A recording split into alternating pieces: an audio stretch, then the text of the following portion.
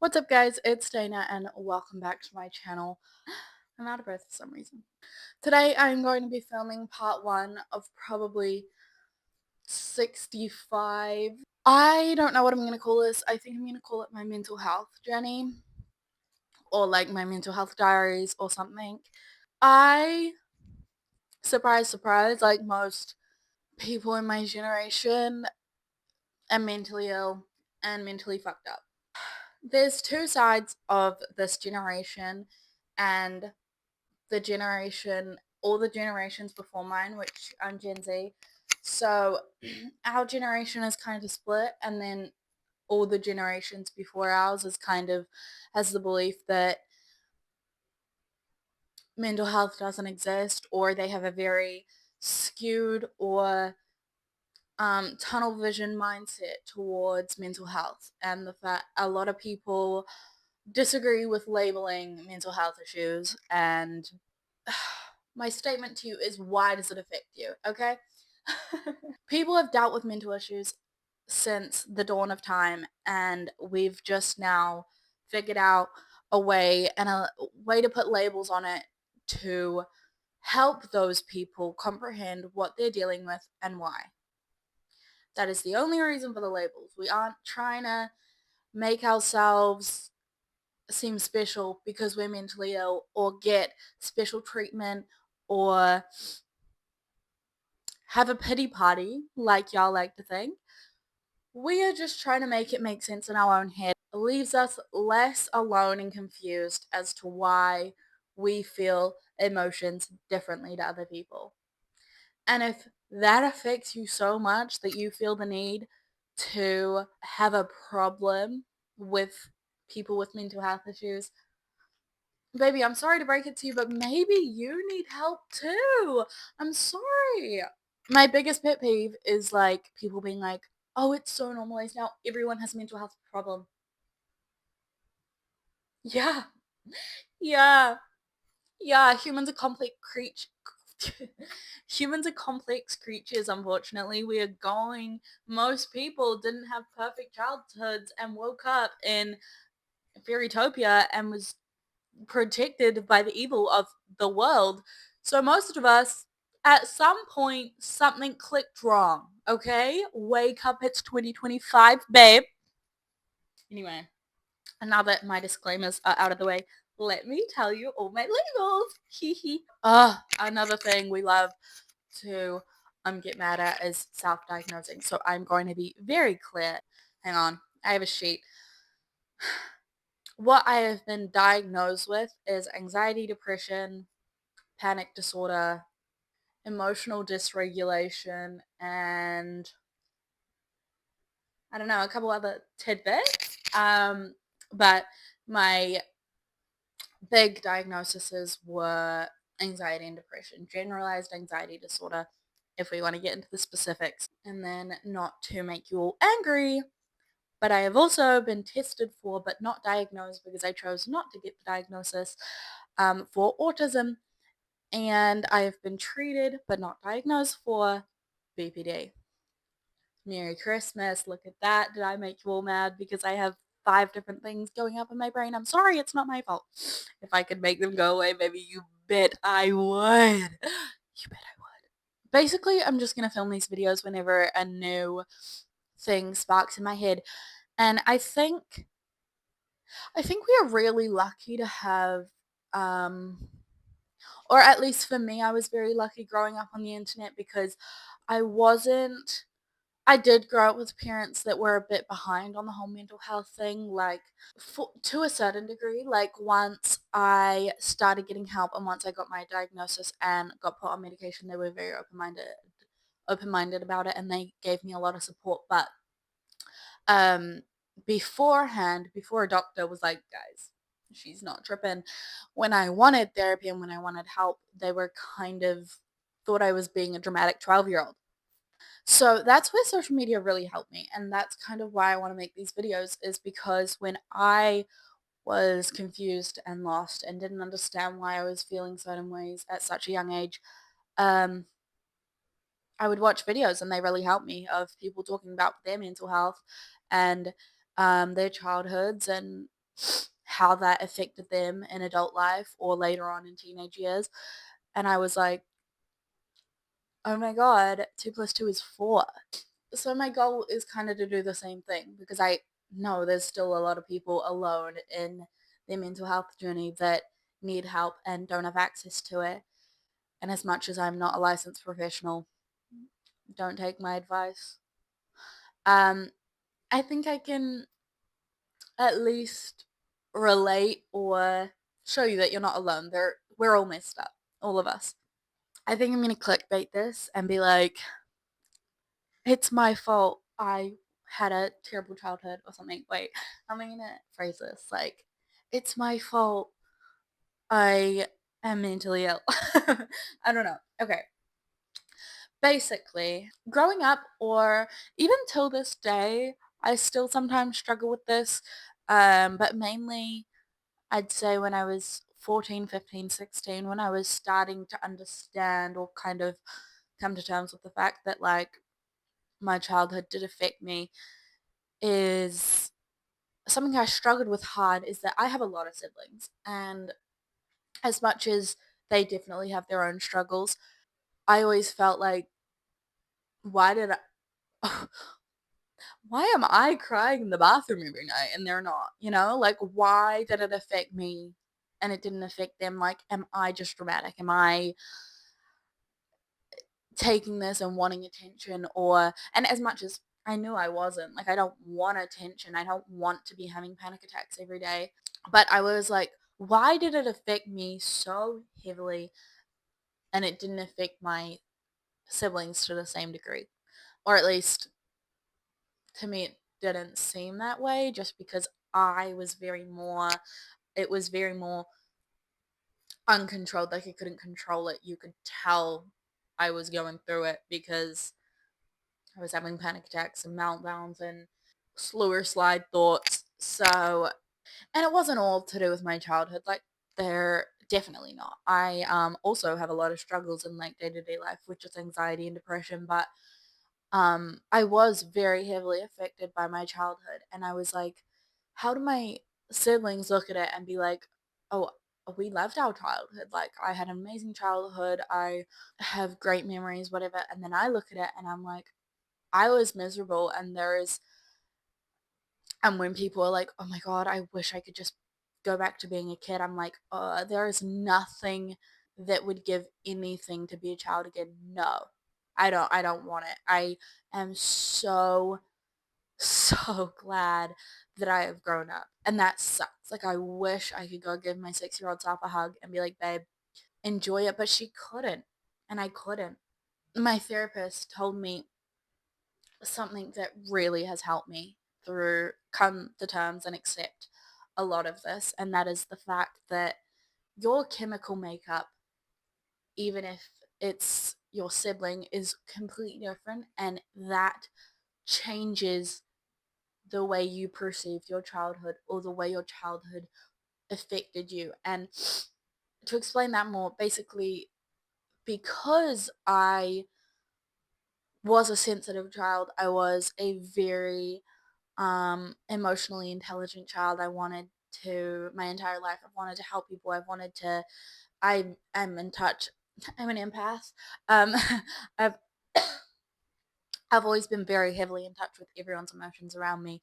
Um, Therefore, I took a lot more of my childhood to heart than everyone around me did because I put myself, I was sick, so not my fault, but I put myself in situations to have a deeper effect on me. Like, this is all hypothetical, but let's say there was a fight going on in the other room, and one child is like, oh, god damn it, they're fighting again. How annoying.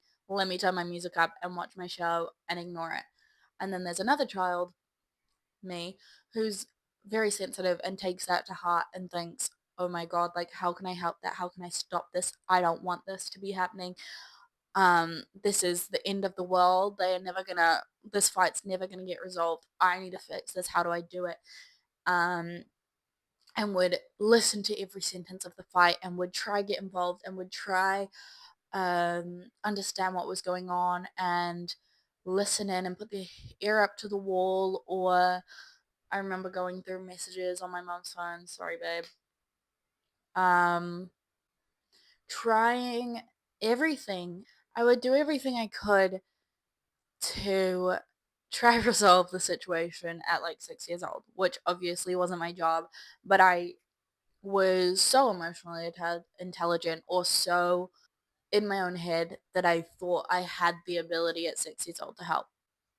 Um, and so therefore, the child in the bedroom that has locked themselves away listening to their music is going to have a very different um out a very different takeaway from that night than the child that was had their ear up to the wall and was listening to every sentence and took it all on and felt every emotion and wanted to help and thought it was their fault. And do you see what I'm saying?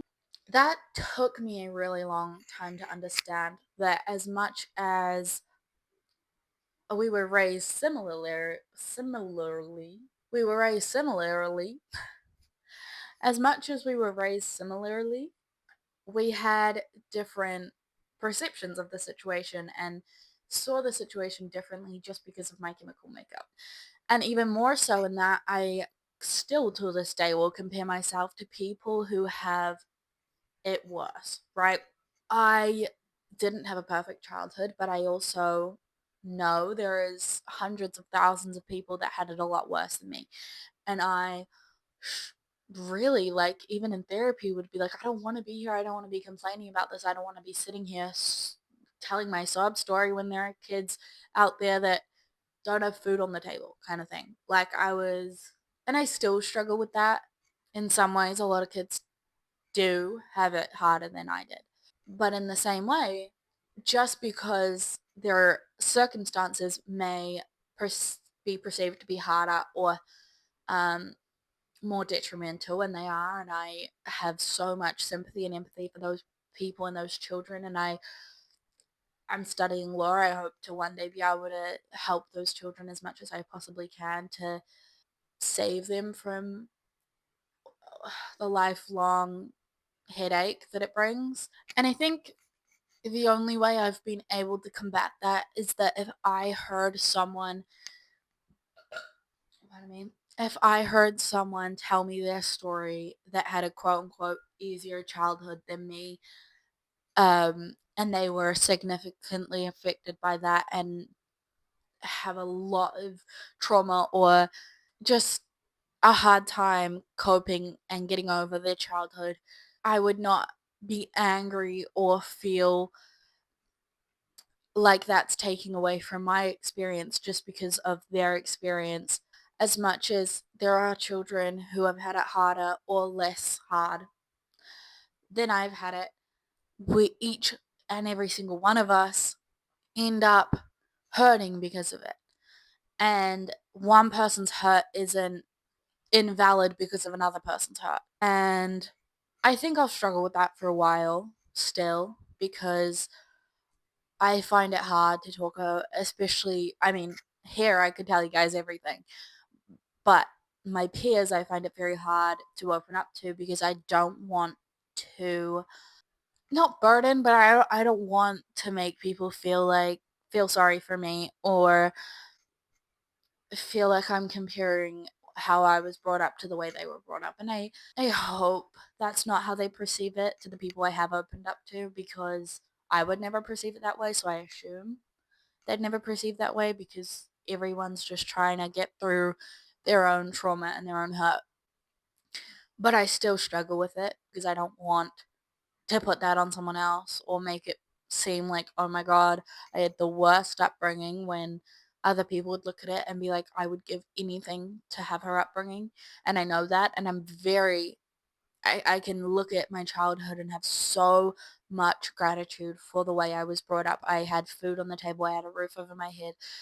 I was emotionally neglected as a child. And some people may not have the necessities and have that emotional connection and are left with the same amount of, or different, but each child has the same right to have hurt because of their circumstances, even though they're drastically different. What would I give What advice would I give to my 14-year-old self?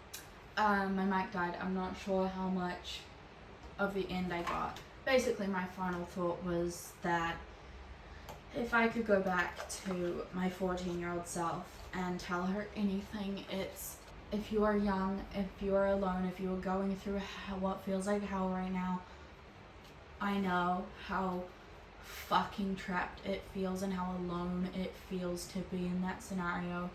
And if I could go sit my 14-year-old self down, I would tell her that despite what's going on around you, you know you are a good person. You know how much love you have to give this world. You know that you are going to make a difference in this world. I've known I wanted to be a lawyer since I was 13 years old because I knew I wanted to help kids get out of situations where they'd end up hurt. You're going through this alone.